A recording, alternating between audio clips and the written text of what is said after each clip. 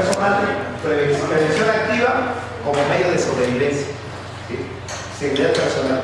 Como comentaba el maestro José Luis, pues no es un secreto que la inseguridad de nuestro país va en aumento, ¿no? Se ha desbordado los índices o la incidencia delincuencial se ha desbordado, pero además se ha diversificado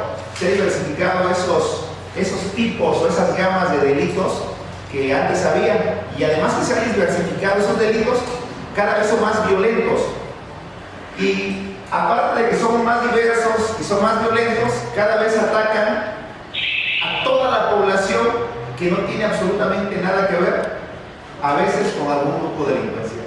¿Por qué les digo esto? Porque anteriormente la industria del secuestro se dedicaba a secuestrar primeramente gente muy rica, después políticos, empresarios, ahora secuestran hasta amas de casa para pedirles 500 pesos, ¿no?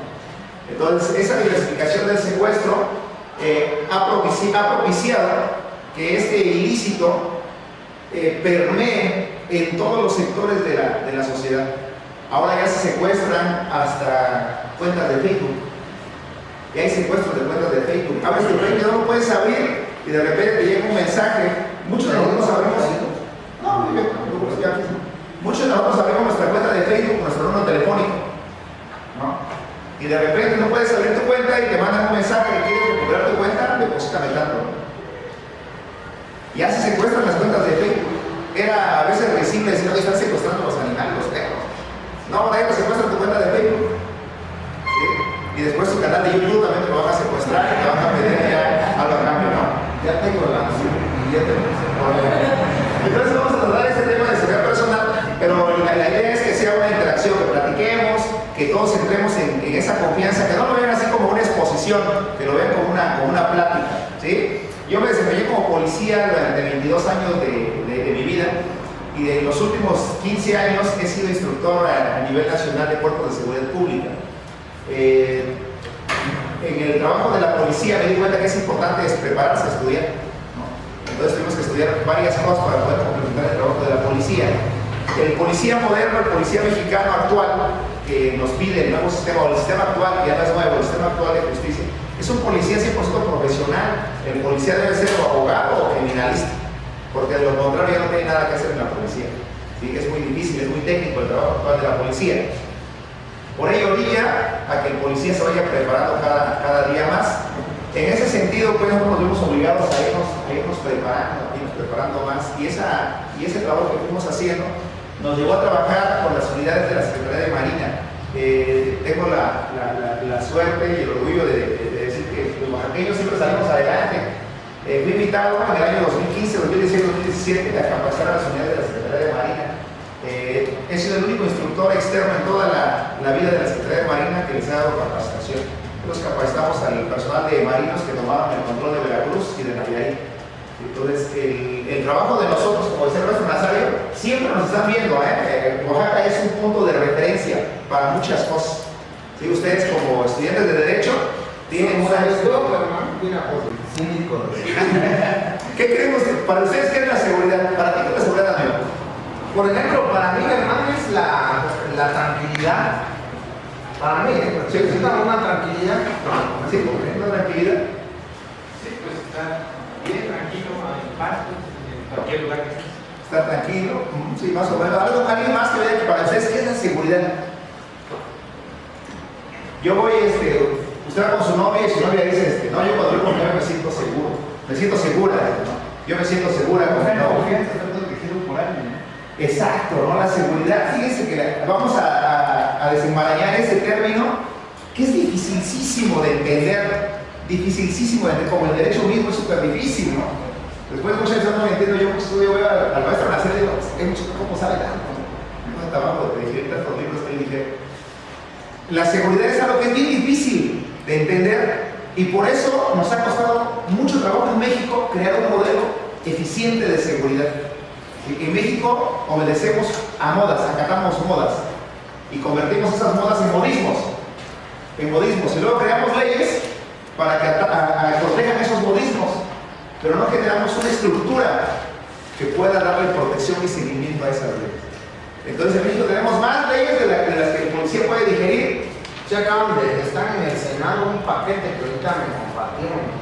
Dentro de ellos la Ley General de Seguridad Pública Nacional, la Ley de Gendarmería, unos protocolos. Acaban de pasar al Senado. A modificar todo, a volver a experimentar. México es un experimento de seguridad pública en el gobierno federal de cada 6 años. Es un experimento nuevo. Sí, en no el estado igual, ¿no? no hay. En el municipio cada 3 años se experimenta. Y cada quien hace lo que se le ocurre, ¿no? Yo tengo un jefe de narcotráfico o sicarios. Y yo creo que, por ejemplo, antes de entrar a la seguridad, yo creo que algo que nos caracteriza a veces a nosotros, a mí ya a título muy personal, es la inseguridad. Es decir, para mí, ahorita te preguntaba, bueno, ¿qué para ti la seguridad? Para mí es la tranquilidad, y como lo dijo el compañero, es la paz, la tranquilidad. Pero fíjate que precisamente esos grados de inseguridad nos arrojan hacia la palabra inseguridad, porque el problema es, yo diario, soy muy chismoso, guardo todos los ejecutados que hay en Oaxaca, y diario hay ejecutados en Oaxaca. Es decir, tenemos unos homicidios. Aquí mismo en la universidad me ha tocado a mí ver que han asaltado aquí al interior, se han robado vehículos, han tratado de violar a las compañeras, que por cierto por eso cancelaron una puerta que había acá en la parte posterior. Entonces el problema es la inseguridad, es decir, vivimos en un mundo en que si no te asaltan, si no te golpean, si no chocan, porque ahorita que hablabas incluso de la seguridad personal, y eso ahí me apunto, a veces borracho maneja uno. Es decir, ni siquiera valoramos nuestra propia seguridad, menos la de nosotros, ¿no? Así es. ¿Verdad? Sí, eso es algo interesante, es un mundo bonito. Bueno, pues fíjense que de su raíz etimológica proviene de la palabra seguridad del latín securum, que se traduce como confianza, libre y exento de todo peligro, daño o riesgo. Tenemos que hacer inventario, no seas mala, ayúdanos. Haces el inventario y cuando te pagas dices, pero se agarra casi me va a cobrar 300 pesos. Con 10 minutos llego. Sales a la calle con tus 5,000 pesos que pagan de tu quincena, Queriendo ahorrar. vienes queriendo ahorrar el taxi. Vienes en la calle y de repente ves a 2 policías. ¿Qué haces?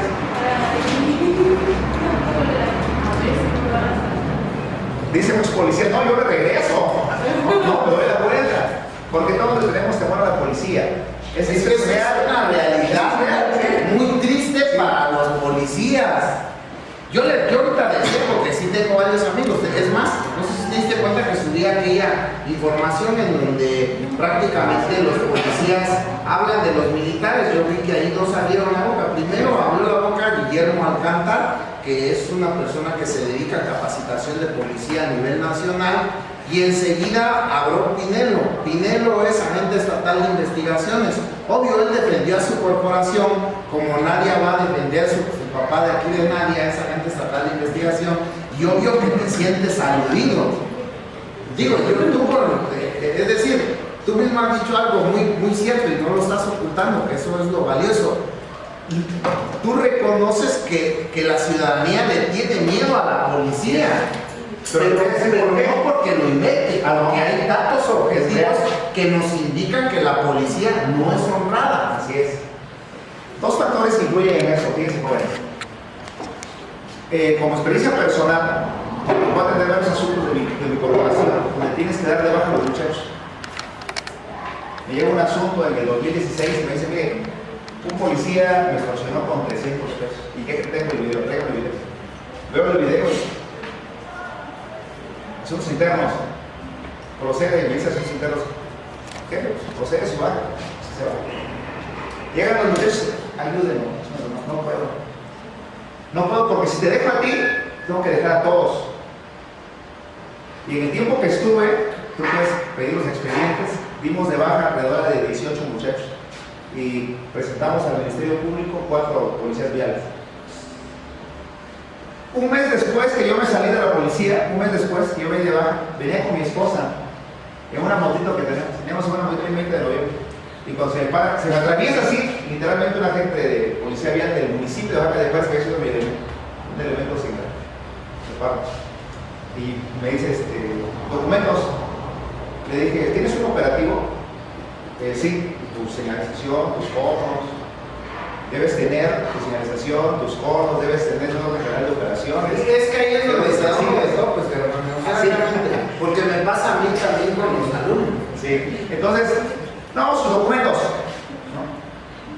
Y sí, pasa a este lado, le voy a regresar el de. Y yo dije, no, estás haciendo de cotorreo, ¿no? Estás haciendo de cotorreo. Y ya agarró y voy a pedir la grúa. Le digo, sí, nada más dime el motivo. Nada más dime el motivo y pide la grúa. Se puede haber por y pide la grúa porque se cierran en su mundo, ¿no? Pues desafortunadamente pues uno tiene que hacer eso solo con su director, ¿no? Había sido mi elemento. ¿Qué pasó? Oye, ¿qué? Voy para allá. No es lo que ya vayas. Y me habla como a la hora. ¿Se acuerda de ese chavo? Le dije, pues sí, lo ubico. Pues usted lo dio de baja por corrupto. Dice, pero todos los que usted dio de baja ya regresaron. Ya regresaron todos. Entonces, ¿cuál es el problema a veces de la policía? Que el que llega, que pide. Hay muchos municipios en Oaxaca que para que tú cargues una patrulla te piden 200 pesos. Que para que tú cargues una moto te piden 200 pesos. Es tu cuota diaria. Diaria. ¿Qué es lo que tienes que hacer tú como policía para pagar esa cuota? Eres sales y robas a la ciudadanía. Entonces el policía sale con permiso a asaltar al ciudadano. ¿Y quién tiene la culpa? Sí, le decimos nosotros, es un ladrón con licencia. Sí. Tú como policía, nosotros como policía hacemos control de confianza cada año. Cada año. Pero yo nunca vi que mis jefes hicieran control de confianza. Ni que los políticos hagan control de confianza. Nunca hacen control de confianza. Entonces, hay muchos vicios de eso, pero no vamos a hacerlo, vamos a regresar a cosas tristes y me voy a poner a llorar. Me voy a poner a llorar. Bien, estamos hablando del riesgo, del grado de vulnerabilidad. La percepción, bueno, esto es en cuanto a la seguridad, jóvenes. Cuando hablamos pues de seguridad, hablamos de peligro, de riesgo, de daño.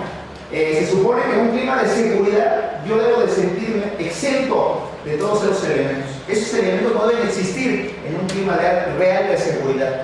Es como cuando tú vas con tu hijo, cuando ustedes tengan hijos, vas en la calle con tu hijo se siente plenamente seguro contigo. Pero yo he visto muchos videos, hay muchos memes en el Facebook, donde sale una persona espanta y sale corriendo el papá y deja al hijo tirado, deja la carriola y corre el papá. Entonces el niño pues está desprotegido en realidad. Dice el niño, yo pensé que era Superman y me di cuenta que no es cierto. Sí. Entonces, hablar de seguridad es difícil entender la seguridad porque hay varios elementos que tenemos que desentrañar y darle atención a cada uno de esos elementos. Y cuando no sentimos la seguridad, lo primero que empezamos a sentir de la inseguridad o de la seguridad, la falta de seguridad, lo primero que se siente es la percepción, la forma en la que nosotros percibimos la inseguridad. Cada quien percibe la inseguridad de forma distinta, porque la percepción es la acción y efecto de una sensación interior que resulta de una impresión material hecha en nuestros sentidos. Impresión que depende del conocimiento o la idea de un suceso. Lo que yo conocí de un suceso o la idea que tengo de él. ¿Quieres cargar con mi cuenta de Facebook o WhatsApp? ¿Cargas en algún sitio que no te autorizan? Sí, es una forma en la que podemos ser vulnerados. ¿Usted? Los bancos no protegen cuando pongo tu tarjeta. Cuando sacas dinero del cajero, ¿sí? Y no llevas a la tía que te tapa con el suéter, ¿no? ¿Sí? ¿Y usted qué riesgo cree que podría? Por ejemplo, subir ubicaciones y fotografías de dónde estamos. Sí, es peligrosísimo, ¿no? Está la moda ahorita de que transmites en tiempo real lo que estás haciendo, de que como todos somos muy presuntuosos, decimos, me voy de vacaciones mañana, ¿no? O estás de vacaciones en Cancún y pones tus fotos, ¿no? Entonces todo eso te pone en riesgo, son agentes que te vulneran. Bueno, hay una pequeña listita que nosotros por experiencia y que el trabajo de la policía detectamos o determinamos que eso es lo que pone en riesgo a las personas. Salir o entrar del domicilio sin observar el entorno. Todos, la mayoría de los ciudadanos, abrimos nuestra puerta, salimos, cerramos y nos vamos. Llegas a la puerta de tu casa y más ustedes las mujeres agarran su bolsa, abren la bolsa y traen un montón de cosas, la ponen casi la vacían y encuentran las llaves y hasta después abren, ¿no? Después abre la puerta, ¿sí? Entonces no identificamos los riesgos que hay en nuestro domicilio. Nadie de nosotros pone un ojo de pescado, un espejo cóncavo o una camarita, ¿no? Pues ya las cámaras cuestan 500 pesos, ¿no? Y la puedes rastrear con tu teléfono, pones tu cámara, aquí te paras en la puerta y de adentro de tu casa, ves la cámara, la mueves por un lado y puedo salir. No es para que tengas miedo, pero nadie sabe qué riesgos podemos tener en la calle. Sí, ahorita ya no podemos darnos el lujo de pensar que no nos va a pasar nada. Entonces, primero eso. Después, caminar por la calle sin alzar la mirada. Llevamos una vista cónica. La mayoría de las personas caminan siempre con la cabeza abajo. O vamos mandando mensajes, hablando por teléfono. ¿Sí? Nunca alzamos la mirada. Dice un estudio que el ser humano, en promedio, su alcance de visión es de 10 metros. Su alcance de visión. O sea, vamos caminando y lo que ves, muchos son 10 metros al frente. Pero una visión de seguridad es una visión de 30 metros. A los 30 metros puedes identificar el riesgo. Si tú vas caminando y alzas la mirada, de repente puedes identificar a personas que vienen hasta la otra cuadra. La forma en la que te ven, cómo caminan, cómo se mueven. Pocas de las personas cada determinado tiempo se voltean. ¿Sí? Son elementos que nos vulneran. Caminar por la banqueta del lado del estacionamiento y en el mismo sentido del flujo vehicular. Todos creemos que vamos más seguros. Aquí se estacionan los carros y me pongo de este lado, por si un carro choca el pecho con otros carros y no me toca camino. Sin embargo, nosotros como policías nos dimos cuenta que la mayoría de los asaltos o de los apoderamientos de las personas por secuestro, por diferentes cosas, se llevan a cabo cuando la gente transita en ese lado de la acera. Y además, no ves que el vehículo te viene siguiendo. No te das cuenta cuando el vehículo llega, se da el cerrón, se bajan y te secuestran. Prácticamente lo recomendable sería ir a contraflujo. Siempre, pero somos un poquito flojitos, ¿no? Debes caminar siempre en contraflujo. Siempre en contraflujo. Y nunca del lado del estacionamiento. De preferencia siempre pegado a la pared. Siempre. Esa es la forma de que mejora tu seguridad. Nunca camines hablando por teléfono, porque tus sentidos se bloquean. Y si vas hablando por teléfono resolviendo un problema como los que resuelve el maestro Nazario, te sustraes al problema. Tu mente lo que hace es tratar de solucionar el problema que tienes. Y entras en un proceso de automatización, entra nuestro piloto automático. ¿Sí? Nuestra corteza cerebral, el neocórtex, que es la parte de razonamiento de nuestro cerebro, es nuestro cerebro nuevo, el neocórtex, es el encargado del razonamiento. Y cuando vas hablando por teléfono, ese cerebro es el que se activa y neutraliza el sistema, el cerebro, el hipotálamo. El hipotálamo es el cerebro que maneja las funciones automáticas del cuerpo. Y vas en automático. Cuando de repente, ¡pum!, te atropellaron. Ya te caíste en un hoyo, como en los memes ahí del Facebook. Porque dices, no es posible, sí es posible. Estás desconectado, estás en automático. ¿Sí? ¿Por qué les digo esto? Porque conocen las detenciones que hacemos con los muchachos. ¿Qué será, compañería? ¿Ustedes dónde es? ¿Es de aquí de Oaxaca? ¿Sí? Es ballista. Es de aquí del Valle. Ballista, es una producción ballista. A lo mejor de que hayan entrado, de que no conozco y... Sí. Por ejemplo, cuando llegan de nuevo ingreso aquí a la facultad. Sí, sí o no, llegan, ¿no? No ver las señales del entorno. El desconocimiento del entorno es algo que no consideramos nunca, ¿no? Más ustedes que son jóvenes. Ustedes están cuando me invitan a una fiesta, vamos. Vamos, va a ser en Puerto, no, vamos, va a ser en Puerto la fiesta, vamos. Es en la casa de los padres. Sí, va a ser en la playa, no, comprar para tiene albergue en su casa, no, vamos. Se baja. Entonces, yo tengo un hijo que tiene 21 años. Mi hijo grande tiene 21 años. Él bailaba para una compañía aquí en Oaxaca. Entonces, cotidianamente salían en sus presentaciones. Y dice, ¿dónde vas a ir? A tal parte. Aguanta. Secretaría Ejecutivo del Sistema Nacional, Incidencia Delictiva, municipio, tal municipio, tal tipo de delitos, horarios, incidencia. Mira ahí, chale, guardan tu teléfono, mételo, regístralo. ¿No? Entonces, cuando vas a un lugar, cuando sales, es importantísimo conocer el entorno. De lo contrario, te autovulneras. Lo que debes de conocer es transitar por las calles oscuras o desoladas. Eso nunca lo hagas.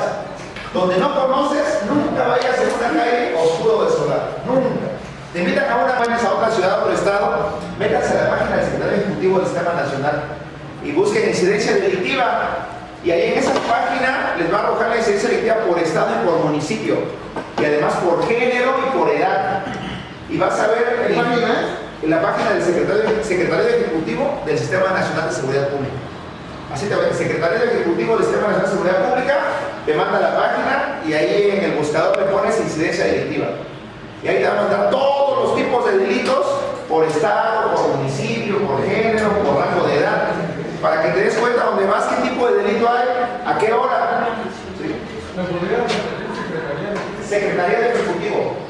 Secretaría de Ejecutivo del Sistema Nacional de Seguridad Pública. Secretaría de Ejecutivo del Sistema Nacional de Seguridad Pública.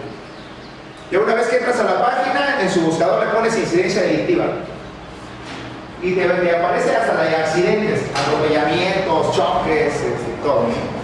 Eso te sirve. Entonces aquí en Oaxaca, la zona más peligrosa es esta, San Martín. Así es, la zona de San Martín. Y ya por región. Por región, la región más peligrosa en el estado es el Istmo. Ahorita, el Istmo, sí. Se da entre Tuxtepec y Juchitán. Más Juchitán. Sí, Tuxtepec tiene una composición distinta, porque es una zona de tránsito hacia Veracruz.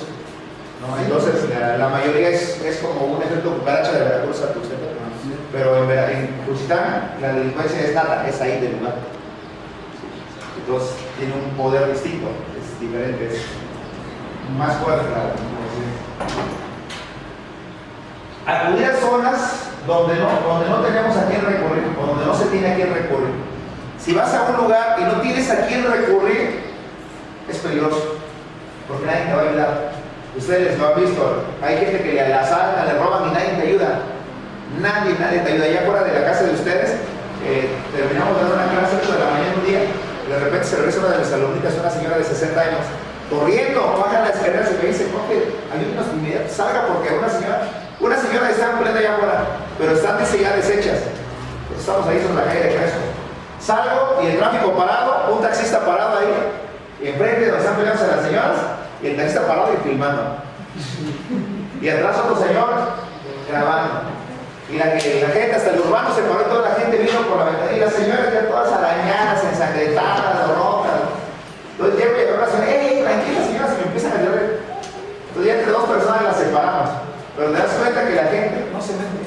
Nadie te ayuda, nadie te va a ayudar. Viajar sin programación. Cuando ustedes salen de vacaciones, algún viaje, jóvenes, programen lo que van a hacer así meticulosamente, a dónde vas a ir, cómo vas a ir, tu ruta de entrada, tu ruta de salida, pero lo principal, siempre dile a una persona exactamente a dónde vas a ir. ¿Sí? Siempre, una persona de toda tu confianza debe saber a dónde vas a ir y todos tus amigos deben tener una historia diferente. ¿Sí? Todos deben tener una historia diferente, porque no sabemos de dónde viene el agente vulnerable. Vas a ir de vacaciones y ¿dónde vas a ir? Voy a ir al Istmo. Se va a ir al Istmo. Oye, pero me dijo fulanito que le dijiste que ibas a ir a Puebla también. A todos le dices una historia diferente, pero solamente uno debe conocerlo, la verdad. Si generas esos ambientes, siempre vas a estar seguro. Después tenemos riesgos por el nivel socioeconómico. ¿A qué creen que se deban estos riesgos? ¿Sí creen? ¿A qué se refiere esto de riesgos por el nivel socioeconómico? Compañeritos, hay que seguir tranquilas.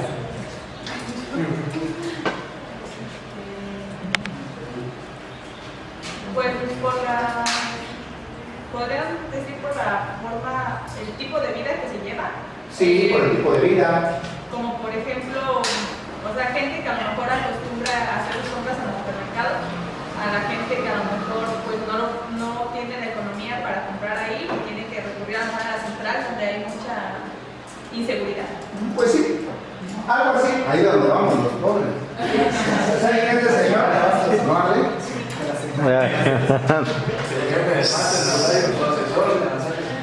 Secuestro, ¿no? Se fue. El señor es el abogado más rico de México.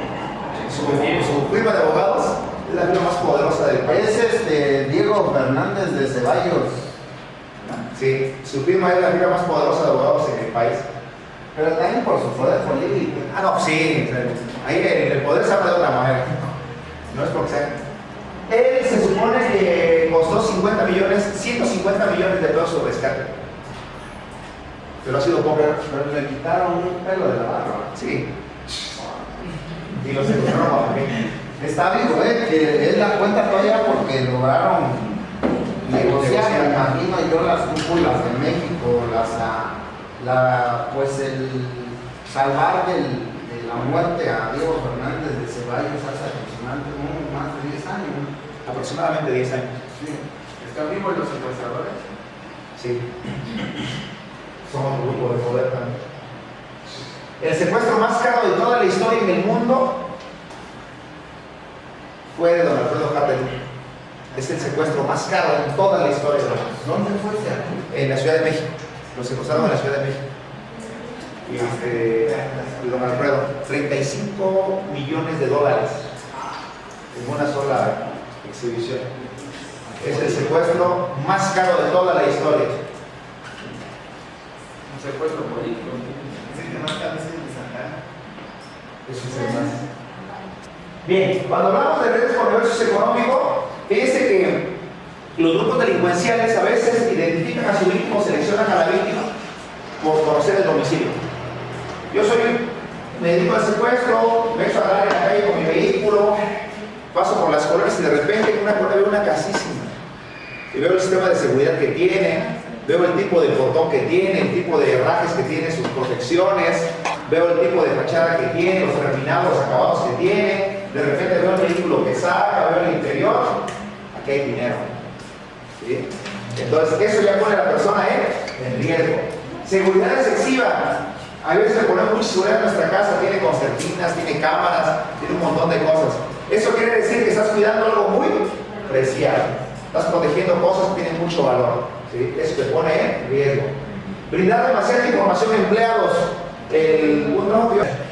Vean su mirada. ¿Sí? ¿Qué te dice su expresión? Es una expresión retadora, no estoy derrotada, sigo viva, no estoy arrepentida. Pero ahí es cuando ya está detenida. Ahí es cuando ya está detenida. Su semblante está tranquilo. Poder reconocer el comportamiento de un delincuente es imperante en la actualidad, pues este conocimiento nos permitirá anticiparnos exitosamente a una posible agresión, canalizando nuestra iniciativa o acción, nuestra iniciativa a una acción preventiva o defensiva. Si no podemos identificar, si ustedes si no tenemos la capacidad de identificar que una persona nos va a agredir, no podemos anticiparnos a esa posible agresión. Pero a veces no tenemos esa capacidad de identificarla porque estamos sustraídos del entorno. Nos sustraemos del entorno. No vemos a la persona que está junto de nosotros, quién pasa, incluso nuestros propios compañeros, nunca hacemos un análisis de ellos, cómo se comporta, cómo se desenvuelve. Lo que yo le he dicho a ellos, por ejemplo, a los alumnos, a veces pasa ya cuando inicias relaciones de pareja, en realidad le digo que difícil es que a veces cuando tú te das cuenta, tú mismo buscaste a esa persona que pensaste que iba a ser tu pareja de vida. No me refiero yo a las mujeres como la que acaba de terminar muerta aquí en la colindancia entre Santa Cruz y San Sebastián, en donde comentaba yo que al parecer fue violada la niña y ejecutada la madre. Entonces, es decir, yo me ponía a pensar cómo ella no detectó ese foco de peligro en la persona que ella misma buscó y que se va a dar desde las relaciones a veces de noviazgo, porque en realidad a veces queremos buscar a la mujer ideal, al hombre ideal, y realmente terminas llevándote al cabrón, al monstruo a tu casa, como le pasó a esta señora, que aparentemente no era la hijastra de la niña, y entiendo yo que era una segunda o tercera relación, ¿no? que sale de este tipo de situaciones en las que tú mismo vas en busca del propio riesgo y lo metes a tu casa. Y en este caso yo mencionaba que le costó la vida a ella dos, ¿no? A la niña de 12 años y a una joven mamá de aproximadamente 30, 31 años. Sí. Fíjense que dicen los psicólogos que nosotros tenemos el complemento que necesitamos. A veces tenemos una pareja violenta, pero es tu complemento. porque también tú eres violento, pero tu comportamiento violento está reprimido, tu tendencia violenta está reprimida y está manifiesta en la persona que tienes. ¿Y por qué la tienes? Porque eso eres tú mismo. El problema es que no puedes desconectarte de ella o tendrás que desconectarte de ti.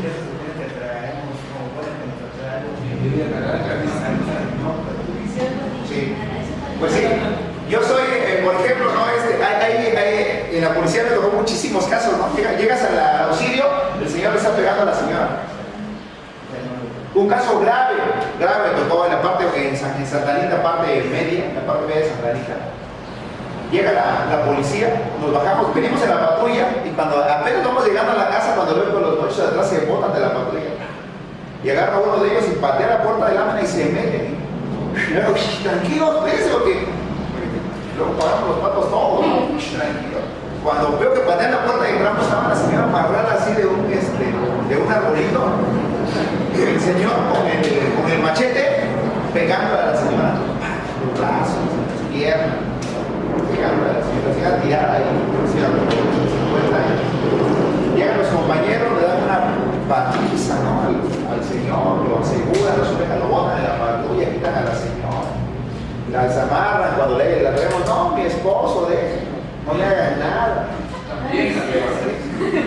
Y al rato como se remota el asunto meses después, A lo mejor era castigo sexual. Se me olvidó su nombre, que me acuerdo. Bueno, pues tú puedes comprar ahí un SWIP, venden un atomizador que es muy fuerte, el SWIP tiene dos niveles, uno de chorro y uno de rociado. Agarras ese químico, le echas un 10% de agua y luego le vacías el 90% del químico, lo sellas, bajitas, entonces el poquito de oxígeno que tiene el agua potencializa el químico y lo que hace es que lo activa con más violencia. Y cuando lo esparzo en la cara del agresor, lo neutraliza inmediatamente, contracta el tracto respiratorio. Entonces, al contraer el tracto respiratorio, la persona no puede respirar, no puede ver en el momento, el efecto dura entre 30 y 45 minutos y te cuesta 40 pesos, ¿no? Entonces, es un arma de neutralización sumamente eficiente. Es se me está viendo la vida, les digo, yo me acuerdo, me recuerdan para que no. Bien, mantenga especial atención en la mirada y en las manos de un posible agresor. Siempre hay que verlo a los ojos. Los ojos te van a decir lo que piensa la persona, lo que va a hacer y en el momento que lo va a realizar. Las manos es la acción con la que más rápidamente va a realizar un ataque el agresor. ¿Bien? Mantenga siempre la calma, siempre manténgase calmado. Si tú demuestras al agresor que tienes miedo, se va a empoderar cada vez más y más y más y más y más. Entre más miedo le demuestres, el agresor se empodera mucho más. Identifique una zona vulnerable del cuerpo. Siempre que tengas una persona que te va a agredir, trate de identificar en qué punto puede ser vulnerable. ¿Qué punto? Su garganta, sus ojos. A los hombres no les peguen en los genitales, a mucha gente no les duele. Entonces pierdes el tiempo, ¿sí? Pierdes el tiempo, ¿sí? Pero la garganta, los ojos, son puntos que colapsan rápidamente a las personas. Porque cualquier movimiento no siente mínimo dolor, ¿sí? Se los dimos por experiencia de trabajo de la policía. Identifique una zona vulnerable del cuerpo. Si es alto y delgado, su caja torácica, genitales, piernas, garganta o mentón. Si es alto y delgado. Si es delgada la persona y lo golpeas en la parte lateral de la rodilla, le puedes fracturar la pierna rápidamente. Si pesas 50 kilos y le das una buena patada en la pierna, se le fractura la pierna. Si es alto y delgado. Sin problema. Si es gordo, sus ojos, sus rodillas, pero atacándolas de frente. Si es gordito y tiene sobrepeso y le pegas en la rodilla, el mismo peso le va a hacer que se esguince la rodilla y se la rompa instantáneamente. Mira, rápido, ya se deshizo rápidamente. Si vas a atacar, no anticipes tu ataque, tu embestida, ¿no? Muchas veces la gente va y se pone así, no, ya estás frito, ya le dijiste que vas a hacer, el delincuente ya se preparó para recibir el ataque. No, tú ponte en estado de sumisión y cuando uno se cuenta, ¡pum! Envístelo instantáneamente. En el momento que el agresor manifieste su actitud o actúe de forma decidida, contundente y con manifestación de gritos. Siempre que vayas a intervenir o que vayas a actuar en contra del agresor, siempre griten. ¿Qué es lo que le decía su mamá a ustedes? No sé si tiene usted como ya. Fátima, ¿cuántos años tiene Fátima? 29 19. ¿Qué le decía a su mamá cuando hacía travesuras en su casa? ¿Quién tiene hijos de ustedes? Levanten la mano. ¿Quién tiene hijos de ustedes? ¿Qué le dice ustedes? ¿Qué edad tiene su hijo? 15 años. Cuando era bebé de 3 años y andaba haciendo travesuras, ¿qué le decía? Lo regañaba, pero lo primero que le decía, cuando la mamá está hablando de la mamá del bebé, el bebé muerde a la mamá, ¿qué le dice la mamá? Se pega de plano y no dice nada. Lo primero que dijeron las mamás siempre es no. No hagas esto. No, porque no. La negación de la palabra no tiene un poder increíble, no te imaginas cuánto. Y cuando el delincuente resiente la palabra ¡no! En ese momento lo colapsas. Porque se activa una información consciente, pero tienes que hacerlo de manera rápida. En el momento que le gritas, en el momento que actúas sobre él, lo colapsas hasta un bolillo para eso. Bien, jóvenes, pues fíjense, ese son. Y tú sabes cómo lo vas a invertir. Y la mejor inversión, jóvenes, es en tu seguridad. Que tu seguridad sea tu mejor inversión. Pues, gracias. ¿Tienen alguna pregunta? Si ya se acabó el nombre de... Sí, se llama sí, no se los paso, pero sí es ay, hasta eso lo usamos como maestros.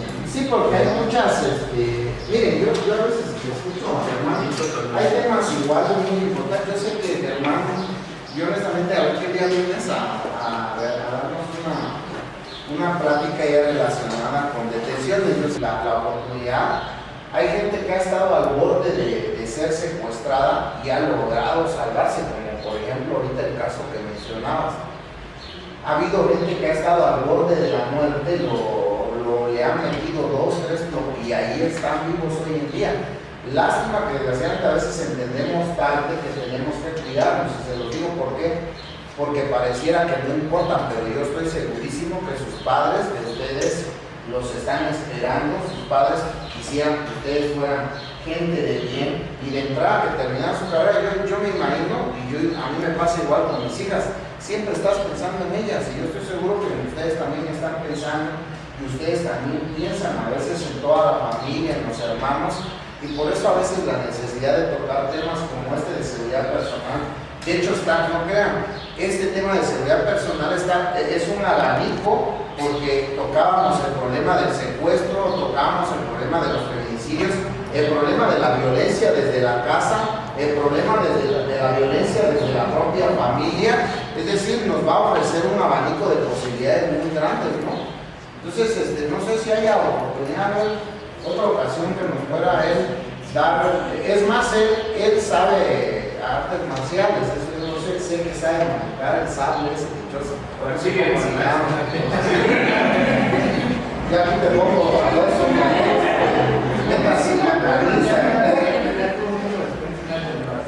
sí, pero fíjense que se necesita. Yo, por ejemplo, ¿sabes qué? Veo en los policías mucha deficiencia a la hora de asegurar. Demasiada deficiencia.